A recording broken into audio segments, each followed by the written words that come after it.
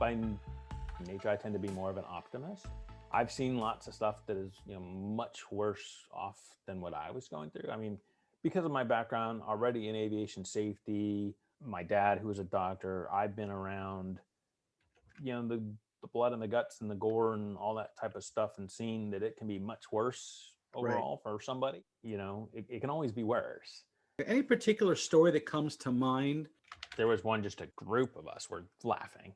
We were, as I said, mail call in OCS is one of the funniest things you can watch, because the drill instructor makes fun of you. He makes fun of the mail you get. And we had a guy, he was from England, and the drill instructor saw a letter from him, with a return address from London. And it was Officer Canada Davis. And he's like, Officer Canada Davis, are you from London? And you got to get the tone right of the voice. Like, are you from London? And the guy would go, yes, sir. I swear his voice was just that way. It was just funny. And he's like, are you a spy? I think you're a spy. And he just went off on him. He's like, you're a spy. James, James, Avis, it's like, and the entire group, we just cracked up. We were literally getting sweaty doing push-ups, laughing hysterically. And he just kept going. He's like, I think your toothpaste is explosives. I think, it's like, I think you're invading my military. And he just went on. But that was what drill instructors do, just to mess with your brain the whole time you're there. And it was hysterical. Another one, it's a funny moment. And because this is a Jewish, partial Jewish discussion, was during my first couple weeks of OCS, it turned out the command chaplain for Pensacola in 1999 was Rabbi Slomovitz.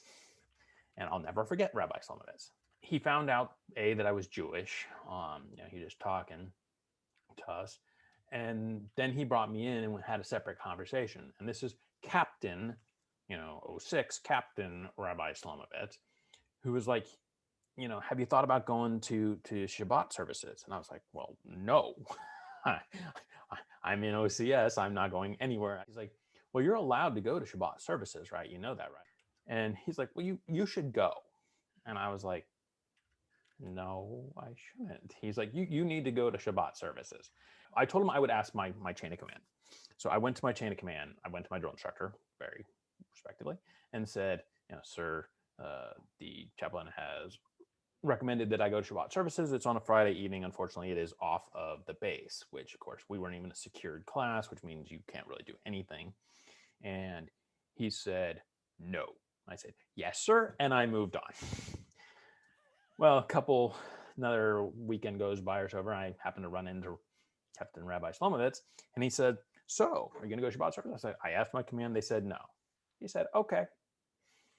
The next day, or maybe it was that afternoon, I don't know, I get a call from my drill instructor and my chief petty officer, who have now brought me into their office, screaming at me, saying, why is a Navy captain calling them, telling them they have to let me leave the base to go to some type of services? He set up with a local synagogue for me to go on a Friday night for Shabbat services. I got to the synagogue. I introduced myself. They're like, oh, welcome. Like any synagogue, they welcome me in. And then they said, okay, well, we're going to do the blessings over the wine. And I said, okay. Perfect attention. And the guy looked next to me. You don't need to stand like that.